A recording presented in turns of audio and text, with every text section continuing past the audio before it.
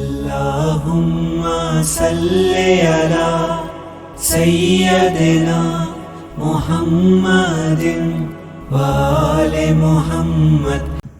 السلام علیکم، اسپیشلٹی نیویگیٹرز پر آپ سب کو خوش آمدید۔ اللہ سبحانہ و تعالیٰ اپنی رحمت کے باعث ہمیں مختلف نفقات سے نوازتے ہیں۔ یہ چند موسم ایسے ہوتے ہیں جو کہ دوسرے موسموں سے بہتر اور فضیلت میں کئی گنا زیادہ ہوتے ہیں۔ یہ ہمارے لیے اللہ تعالیٰ کا تحفہ ہوتے ہیں تاکہ ہم اس میں خوب اور ڈھیر سارے نیک اعمال کر کے بے شمار ثواب کما سکیں۔ آج ہم جس تحفے یا موسم کی بات کرنے جا رہے ہیں وہ ہے ذی الحجہ کے پہلے 10 دن۔ یہ 10 دن اتنے قیمتی اور اہم ہیں کہ اللہ سبحانہ و تعالیٰ کی مبارک ذات قرآن کریم میں اس کی قسم اٹھاتے ہیں۔ سورۃ الفجر میں اللہ سبحانہ و تعالیٰ فرماتے ہیں بعد اعوذ باللہ من الشیطان الرجیم والفجر ولیال عشر، یعنی اس عظیم قسم سے ہمیں ان ایام کی اہمیت کا اندازہ ہوتا ہے۔ اور مزید جب ہم رسول اللہ صلی اللہ علیہ وسلم کی طرف آتے ہیں تو ہمیں ایک بڑی زبردست اور خوبصورت حدیث ملتی ہے جو کہ بیشتر احادیث کی کتابوں میں ریکارڈڈ ہے۔ آپ صلی اللہ علیہ وسلم فرماتے ہیں ان دنوں یعنی ذی الحجہ کے 10 دنوں سے بڑھ کر کوئی بھی دن ایسا نہیں کہ جس میں نیک عمل کرنا اللہ کے نزدیک ان دنوں کے نیک عمل سے زیادہ پسندیدہ ہو۔ لوگوں نے پوچھا اللہ کے رسول، اللہ کے راستے میں جہاد کرنا بھی نہیں؟ آپ صلی اللہ علیہ وسلم نے فرمایا اللہ کے راستے میں جہاد کرنا بھی اتنا پسند نہیں مگر جو شخص اپنی جان اور مال لے کر نکلے اور پھر لوٹ کر نہ آئے، یعنی شہید ہو جائے۔ سبحان اللہ۔ اس حدیث سے ذی الحجہ کے ان 10 دنوں کی اہمیت ہمارے سامنے نکھر کر آ جاتی ہے۔ اب ہم چلتے ہیں کہ کون سے ایسے اعمال ہیں جو کہ ہم ان دنوں میں کر سکتے ہیں۔ ہمیں پوری کوشش کرنی چاہیے کہ ہم نماز باجماعت پڑھیں، قرآن کی تلاوت کثرت سے کریں، زیادہ سے زیادہ تسبیحات پڑھیں اور سب کے ساتھ بہترین طریقے سے پیش آئیں۔ اور سب سے بڑھ کر ہم اللہ تعالیٰ کا محبوب ترین عمل کریں جو کہ روزہ ہے۔ نبی محمد صلی اللہ علیہ وسلم نے فرمایا اللہ تعالیٰ فرماتے ہیں کہ ابن آدم کا ہر عمل اس کے لیے ہے سوائے روزے کے، کیونکہ وہ میرے لیے ہے اور میں ہی اس کا اجر و ثواب دوں گا۔ سبحان اللہ۔ اسی طرح جب ہم سنت رسول کی طرف چلتے ہیں تو ہمارے سامنے 3 قسم کی احادیث آتی ہیں۔ پہلی حدیث ام المومنین حضرت عائشہ رضی اللہ عنہا سے مروی ہے کہ رسول اللہ صلی اللہ علیہ وسلم کو ان سب 10 دنوں میں روزہ رکھتے ہوئے نہیں دیکھا۔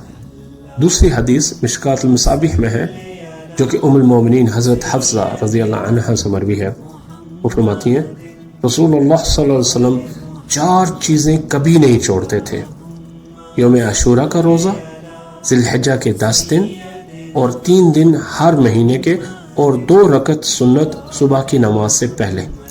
اور تیسری حدیث حنیظہ بن خالد اپنی بیوی سے، اور وہ نبی صلی اللہ علیہ وسلم کی ازواج مطہرات سے بیان فرماتی ہیں کہ نبی محمد صلی اللہ علیہ وسلم عاشوراء کا روزہ، ذی الحجہ کے پہلے 9 دن روزہ اور ہر مہینے 3 دن روزے رکھتے تھے۔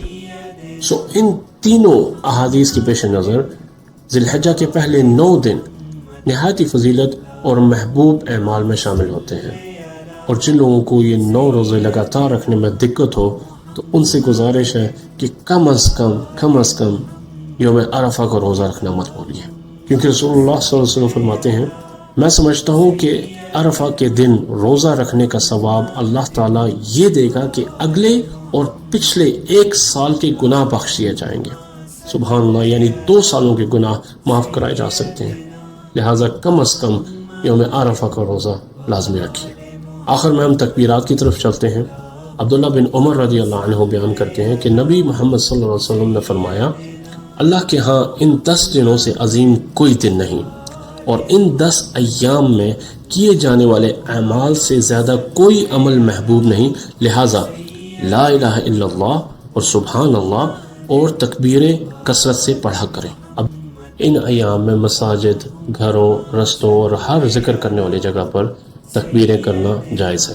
تکبیر کے الفاظ کچھ اس طرح سے ہیں: اللہ اکبر، اللہ اکبر، اللہ اکبر، لا الہ الا اللہ، اللہ اکبر، اللہ اکبر وللہ الحمد۔ امید ہے آپ سب ہمارے اس پیغام کا بھرپور فائدہ اٹھائیں گے اور سنت رسول صلی اللہ علیہ وسلم پر چل کر اللہ تعالیٰ کا قرب حاصل کرنے میں سبقت لے جانے کی پوری کوشش کریں گے۔ اللہ تعالیٰ آپ کا حامی و ناصر ہو۔ السلام علیکم۔ اللہم صلی علی سیدنا محمد وآل محمد